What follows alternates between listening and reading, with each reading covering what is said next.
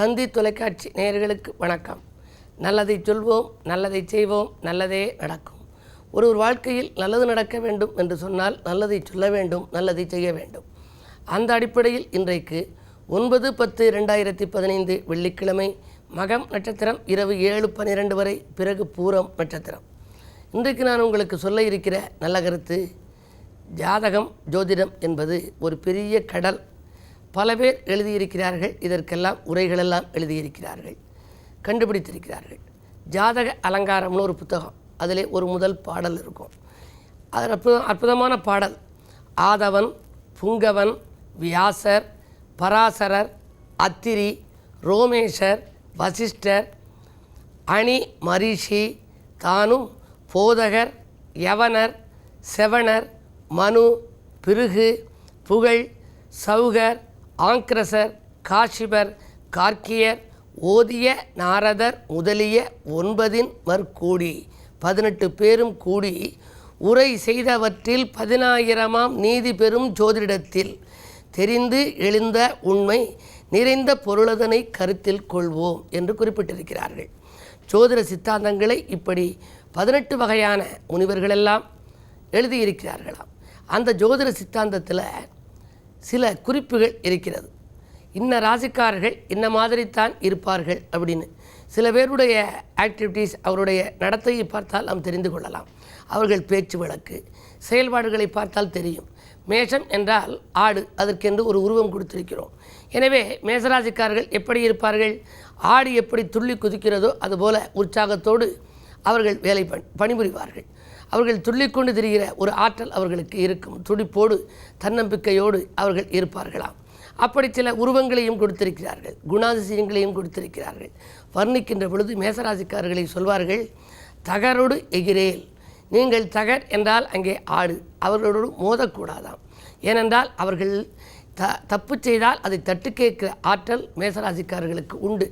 இல்லத்திலே இருந்தாலும் சரி, பொதுநலத்தில் இருந்தாலும் சரி, தனக்கு வேண்டியவர் வேண்டாதவர் என்ற பாரபட்சம் பார்க்க மாட்டார்கள். அவர்கள் யாராக இருந்தாலும் தவறு செய்தால் தட்டி கேட்பதற்கு தயங்க மாட்டார்கள். மிக மிக தைரியசாலியாக இருப்பார்கள். காரணம், ராசிநாதன் செவ்வாய் தைரியகாரகனாக இருப்பவர். வீராதி வீரன் என்றும் சூராதி சூரன் என்றும் போற்றப்படுபவர்கள் அவர்கள். இப்படிப்பட்டவர்களுக்கு உடன்பிறப்புகள் 4-5 பேர் இருக்கிறார்கள் என்று வைத்துக் கொள்ளுங்கள். இவர்களுடைய புகழ்தான் மேலோங்கி இருக்கும். அந்த குடும்பத்திலே மேஷத்திலே ஒரு பையன், ரிஷபத்திலே ஒருவர், மிதுனத்திலே ஒருவர், துலாத்திலே ஒருவர் பிறந்திருக்கிறார் என்று வைத்துக் கொள்ளுங்கள். எல்லோரும் அந்த மேஷத்திலே பிறந்த பையனை சொல்லி இவருக்கு உடன்பிறப்பு இவர், இவருக்கு தம்பி இவர் என்றுதான் அழைப்பார்களே தவிர அவருக்கு அண்ணன் இவர் என்று அழைக்கக்கூடிய வாய்ப்புகள் கிடைக்காதாம். அந்த அளவுக்கு உடன்பிறப்புகளில் முதன்மையாக இருப்பார்கள் மேசராசிக்காரர்கள். அப்படிப்பட்ட மேசராசிக்காரர்கள் வாழ்க்கை வளம் பெற ராசிநாதன் செவ்வாயை கொண்டாட வேண்டுமாம். நவகிரகத்தில் உள்ள செவ்வாயையும் வழிபாடு செய்யலாம். அதற்கென்று இருக்கக்கூடிய முருகப்பெருமானையும் நீங்கள் வழிபாடு செய்யலாம் என்று தெரிவித்து, அடுத்து ரிஷபராசி என்று எடுத்துக்கொண்டால், ரிஷபராசிக்கு மாடு என்று எடுத்துக்கொண்டு அதுக்கு ஒரு லோகோ கொடுத்திருக்கிறார்கள். எனவே அது பாயக்கூடிய ஆற்றல் உண்டு. முன்கோபம் அதிகமாக அவர்களுக்கு வரலாம். இருந்தாலும் கூட ராசிநாதன் சுக்கிரன், அவர்கள் பேச்சு சாமர்த்தியமாக இருக்கும், வாக்கு சாதுரியம் நன்றாக இருக்கும், கவர்ச்சியாக பேசி காரியங்களை சாதித்துக் கொள்வதில் வல்லவர்கள், உல்லாச பயணத்தை விரும்புபவர்கள், அடிக்கடி டூர் போகிறத விரும்புவாங்க, தன்னை அழகு செய்து பார்ப்பதிலே ஆர்வம் அதிகம் இருக்கும். ஒரு கண்ணாடி இருந்தால் அதுக்கு பக்கத்தில் இருந்து அப்படி சீவிக்கொள்வாங்க. அவங்களுடைய அழகை அவர்களே அடிக்கடி பார்த்து கொள்வார்களாம். அப்படி ஆர்வம் காட்டுவார்கள். உணவு வகைகளை உண்பதிலே மிக மிக நாட்டம் இருக்கும். அதிலும் குறிப்பாக இனிப்புகளை உண்பதிலே நாட்டம் அதிகமாக இருக்கும். மற்றவர்களை தனக்காக செலவு செய்யும்படி வலியுறுத்துபவர்கள் ரிஷபராசிக்காரர்கள் என்று குறிப்பிட்டிருக்கிறார்கள். எல்லா ராசிக்காரர்களுக்கும் அப்படி குணம் இருந்தாலும் கூட அதிகபட்சமான குணம் அந்த ரிஷபராசிக்காரர்களுக்கு உண்டு. அவர்களோடு நண்பர்கள் சேர்ந்து ஒரு இடத்துக்கு சென்றால் இவர்கள் செலவழிப்பதை காட்டிலும் நீ செலவு செய் என்று மற்றவர்களை வலியுறுத்துவார்கள் என்று குறிப்பிடுகிறார்கள். இப்படி 12 ராசிகளில் பிறந்தவர்களுக்கும் இதுபோன்ற முனிவர்கள் அந்த காலத்திலே எழுதிய மிக அற்புதமான ஜோதிட நூல்களிலே, ஜோதிட கிரந்தங்களில், ஜாதக அலங்காரத்தில் குணங்கள் இருக்கின்றன. இந்த குணங்களையெல்லாம் நீங்கள் தெரிந்து வைத்து கொண்டால், உங்களோடு பழகுபவர்கள் எந்த ராசி என்று நீங்கள் தெரிந்து கொண்டு அவர்களுக்கு இப்படித்தான் குணம் இருக்கும், அந்த குணத்தை நாம் மாற்ற முடியாது என்று தெரிந்து நீங்கள் உங்கள் குணத்தை மாற்றி அவர்களோடு அந்யோன்யமாக பழகி இருப்பதற்கு ஒரு நல்ல வாய்ப்புகளை உருவாக்கி கொள்ளலாம். அந்த அடிப்படையில் ஒவ்வொருவருடைய குணங்களையும் நான் உங்களுக்கு தொடர்ந்து சொல்வேன் என்று தெரிவித்து இனி இந்திய ராசி பலன்களை இப்பொழுது உங்களுக்கு வழங்கப் போகின்றேன். மேசராசி நேயர்களே, பற்றாக்குறை மாறி பணவரவு கூடுகின்ற நாள். இன்றைக்கு நேற்றுக்கு இருந்த பற்றாக்குறை இன்று ஏற்படாது. பணவரவு உங்களுக்கு திருப்திகரமாக இருக்கும். செலவுக்கேற்ற பணம் வந்து கொண்டே இருக்கும். பக்கபலமாக இருப்பவர்களெல்லாம் உங்கள் சிக்கல்கள் தீர வழிவகுப்பார்கள். எதிர்த்த வீட்டில் பகை மாறும். உடனிருப்பவர்களின் பகை மாறும். புதிய முயற்சிகளில் வெற்றி கிடைக்கும். இந்த நாளை மேலும் இனிய நாளாக அமைத்துக்கொள்ள கிழமை வெள்ளி என்பதனாலே அம்பிகை வழிபாட்டில் ஆர்வம் காட்டுங்கள். ரிஷபராசி நேயர்களே, வேற்று மனிதர்களின் ஒத்துழைப்பால் கூட்டு முயற்சிகளில் வெற்றி கிடைக்கும் நாள். விடிகாலையிலேயே உங்களுக்கு ஒரு நல்ல தகவல் வந்து சேரப்போகின்றது. அது நண்பர்கள் மூலமும் வரலாம், உறவினர் மூலமும் வரலாம். கல்யாண வாய்ப்புகள் கைகூடும். விட்டுப்போன வரன்கள் கூட மீண்டும் வரலாம். விஐபிக்களின் ஒத்துழைப்போடு விரும்பிய காரியத்தை விரும்பியபடியே செய்து முடிக்கப் போகின்றீர்கள். மிதுனராசி நேயர்களே, ஆடம்பர செலவுகள் அதிகரிக்கும் நாள். அயல்நாட்டு முயற்சி உங்களுக்கு வெற்றி கிடைக்கும். ராசிநாதன் புதன் உச்சம் பெற்றிருக்கிறார். ராசிநாதன் உச்சம் பெற்றிருந்தால் ஆரோக்கிய தொல்லை அகலும். அடுத்தவன் நலன்கிறது எடுத்த முயற்சியில் ஆதாயம் கிடைக்கும். தொழில் முன்னேற்றம் உண்டு. புதிய வாய்ப்புகள் எல்லாம் வந்து கொண்டே இருக்கும். கடகராசி நேயர்களே, சந்தோஷங்களை சந்திக்கும் நாள். தடைகளை முறியடித்து வெற்றி காணப் போகின்றீர்கள். உங்களுக்கு நேற்று வரை இருந்த பிரச்சனை இன்று தீரும். விலையுந்த பொருட்களை வாங்கி மகிழும் வாய்ப்பு கிட்டும். ஆடை ஆபரண சேர்க்கை உண்டு. பயணங்களாலும் உங்களுக்கு பலன் கிடைக்கும். இந்த நாள் உங்களுக்கு ஒரு நல்ல நாள். சிம்மராசி நேயர்களே, சந்திரபலத்தோடு பிறக்கும் நாள். சந்திர மங்கள யோகம், குரு மங்கள யோகம், குரு சந்திர யோகம், அப்படியெல்லாம் இருக்கும் யோகம் இன்றைக்கு உண்டு. பயணங்களால் உங்களுக்கு பலன் கிடைக்கும். பக்குவமாக பேசி காரியங்களை சாதித்துக் கொள்வீர்கள்.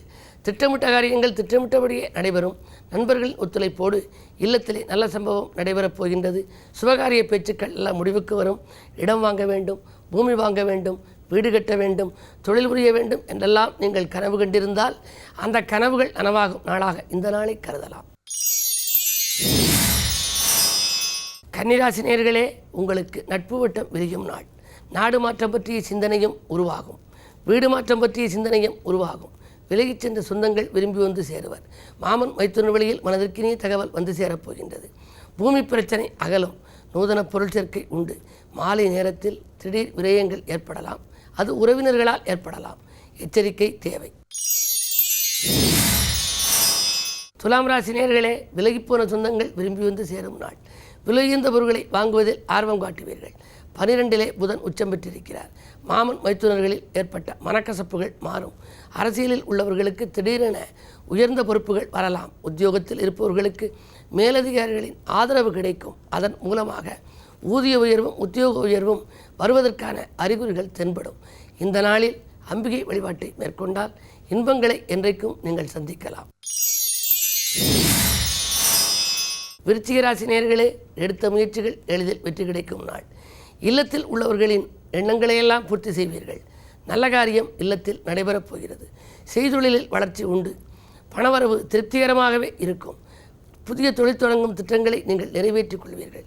நண்பர்களின் மூலமாக ஒப்பந்தங்களும் வந்து கொண்டே இருக்கும். அஞ்சல் வழி தகவல் அனுகூலமானதாக இருக்கும். அடுத்தவர் நலங்கிறது எடுத்த முயற்சிகளில் எதிர்பார்த்ததை காட்டிலும் கூடுதலாக ஆதாயம் கிடைக்கும். தனுசு ராசி நேயர்களே, வறட்சி மாறி வளர்ச்சி கூடும் நாள். இன்றைக்கு வாய்ப்புகள் உங்கள் வாயில் கதவை தட்டப்போகிறது. குறிப்பாக தொழில் தொடங்க நினைத்தீர்கள் என்றால் அதற்குரிய மூலதனம் கிடைக்கும். நண்பர்கள் பகைவர்களாக மாறிவிட்டார்களே என்ற கவலை அகலும். விலகிச் சென்றவர்கள் விரும்பி வந்து சேருவர். குழந்தைகளின் கல்யாண வாய்ப்புகள் கைகூடலாம். இந்த நாள் உங்களுக்கு ஒரு இனிய நாள். மகர ராசி நேயர்களே, உங்களுக்கு சந்திராஷ்டமம். தொட்ட காரியங்களில் வெற்றி பெற துணையாக இருப்பவர்களை அனுசரித்துக் கொள்ளுங்கள். கடவுள் வழிபாடும் உங்களுக்கு கை கொடுக்கும். எல்லை மீறி பழகியவர்களால் தொல்லை ஏற்பட போகிறது. இருமடங்கு விரயம் ஏற்படுகிறது என்று கவலைப்படுவீர்கள். வாங்கிய வீட்டில் பத்திரப்பதிவுகள் பதியாமல் உங்களுக்கு தாமதம் ஏற்படலாம். வில்லங்கங்கள் இருக்காமல் இருக்கிறதா என்று பார்த்து கொள்ளுங்கள். வாகன யோகம் இருந்தாலும் கூட வாகன மாற்று சிந்தனையும் உங்களுக்கு இன்றைக்கு மேலோங்கும். அடுத்தவர்களை அனுசரித்து செல்வதன் மூலம் ஆதாயம் கிடைக்கும் நாள்தான் இன்றைக்கு. கும்பராசி நேயர்களே, குடும்பச் சுமை கூடும் நாள். கொடுக்கல் வாங்கல்களில் கூடுதல் கவனம் செலுத்துங்கள். 8லே சூரியன் மறைவதால் அரசியல்வாதிகளால் தொல்லை உண்டு. ஆரோக்கிய தொல்லையும் ஏற்படலாம். யாரிடமாவது ஒரு பொறுப்பை கொடுத்திருந்தால் அது நடைபெறாது. மீண்டும் நீங்களே செய்யும் சூழ்நிலை உருவாகலாம். மற்றவர்களுக்கு பொறுப்பு சொல்வதை தவிர்ப்பதும் நல்லது. இந்த நாளை இனிய நாளாக அமைத்துக்கொள்ள ஆனைமிகு பெருமான் வழிபாட்டை மேற்கொள்ளுங்கள். மீனராசி நேயர்களே, பாக்கிகள் வசூலாகி பரவசப்படுத்தும் நாள். பாராட்டும் புகழும் கூடும். கடன் சுமை குறையும். ஆரோக்கிய தொல்லைகள் அகலும். விஐபிக்கள் வீடு தேடி வந்து உங்கள் காரியங்களை எல்லாம் முடித்து கொடுப்பார்கள். பழைய வாகனங்களை கொடுத்துவிட்டு புதிய வாகனங்கள் வாங்கும் எண்ணம் ஒரு சிலருக்கு உருவாகலாம். புத ஆதித்ய யோகம் இருப்பதால் கல்விக்காக எடுத்த முயற்சி, கலைகளுக்காக எடுத்த முயற்சிகள் கைகூடும். குழந்தைகளுக்காக எடுத்த முயற்சிகளிலும் உங்களுக்கு வெற்றி கிடைக்கும். அரசு வழி சலுகைகள் எதிர்பார்த்தபடியே கிடைக்கும். மேலும் விவரங்கள் அறிய தினத்தந்தி படியுங்கள்.